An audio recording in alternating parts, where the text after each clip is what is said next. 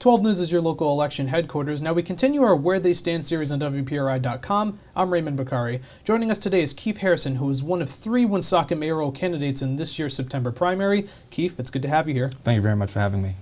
In 60 seconds or less, why do you want to be mayor of Woonsocket? Well, being mayor to me is crucial in this election here. It's crucial for the people of Woonsocket. Woonsocket residents are truly hurting. They're tired of the backdoor deals. They're tired of the headlines on the news. They're just tired, and they need a new solution. They need a new answers. They need reconstruction of rebuilding what we have there in Woonsocket. People forget that Woonsocket is a historic place. I mean, it's sad that we lost one of the mills over there the other day, but we need to reframe. We need to reform. The way how we look at things in Woonsocket, and a fresh look is what is needed right now, and my fresh face is absolutely what's needed. And looking at one of the top issues I want to talk to you about, the new budget saw a property tax increase due to the previous administration overcharging commercial taxpayers for years. Moving forward as mayor, how will you both go about getting that tax rate to go down while also fixing that issue of less revenue coming in? Well, 2 things. One, looking at the budget as a whole was just absolutely terrible. The increase, it's already hurting people. People can barely survive now. So my plan would be efficiently, number one, get new businesses in.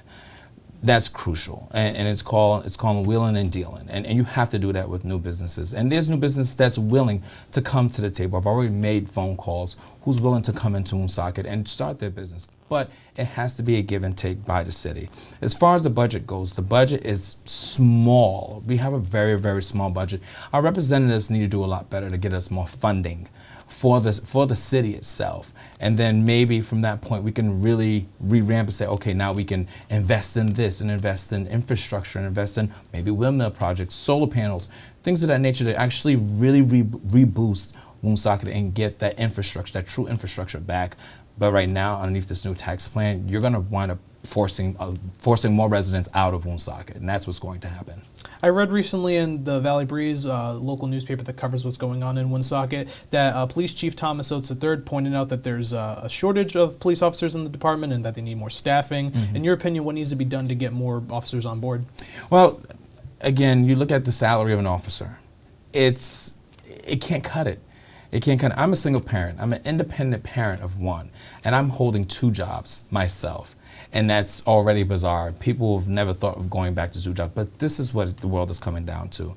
Here in Woonsocket, we can barely find jobs. Most people that live in Woonsocket work outside of Woonsocket. They can't find the jobs there. So now, number one, we need to bring jobs back. As far as the police department goes, the police department needs to relook at which way they are recruiting, because I've seen their recruiting tactics. It needs to be rebuffered. And I know Chief Thomas is trying to work with a small budget of himself that, of course, is given by the city. So, of course, once again, going back into the budgeting, we have to relook at the whole scheme of things, because if we don't, we're going to lose more police officers to other cities, and that's the trend is where it's going now. We train them, and then they disappear off to another city. There's a stat I want to get your thoughts on / what you would do as mayor to address. So the Department of Health released data showing overdose deaths in the state went down by 7.3% last year. However, Woonsocket had the highest rate of fatal overdoses. That stat was 67.4 deaths per 100,000 people. What's your reaction to that number, and how would you help address that as mayor? Well, as mayor, number one, that number is dangerously high. That's right. One. It's terrible, and you get to see it every day when you're out there campaigning. You actually talk to these people. I talk to the homeless. I ask them what is happening, what is not happening. And what's not happening is the mental health. They're not getting that service out there in Woonsocket. We need one. That's a crucial part of our mainframe of getting people back on track. And we need it more than ever. From the pandemic to now, we still need it. And I think with the lack of resources that Woonsocket has, it needs help. The infrastructure of the healthcare needs help. But again, because of previous administration, it didn't take charge or take advantage of all the federal funding that was coming in to help out the hospital to say, hey, okay, put this money to the side for this, or let's go ahead, while we have this excess money, let's go ahead and do this. So this way, when the pandemic's over, it's already set in stone. looking ahead, although you're running in a September primary, in the November ballot, there's going to be a couple of questions to change for possible changes to the city's charter. Yes. One of them I want to get your opinion on relates to updating the process of fulfilling a mayoral vacancy. The last mayor, Lisa Baldelli Hunt, resigned, which makes this question probably the most relevant of the bunch. And to fill in those watching who may not know what the language of this question is about, it makes a special election time frame align with current state law in the event of a vacancy, and if that is within 270 days of an election, then the council president becomes mayor, or council vice president if the council president declines to ascend to the role of mayor. Where do you stand on that proposed change? I'd stand on a major change personally. When this had happened and did not know how old the charter was, I'd sat there and voiced my opinion and sat there and said we should have had a special election, because I believe that Chris Beauchamp should have never been the mayor in the first place, even as a step-in mayor temporarily. We had enough time on the books to go ahead and do the campaign and get somebody on the ballot to sit there and vote for a mayor that the people chose, not because of an old charter. But because this charter is so outdated, this is one of our problems. We're so behind times in Woonsocket.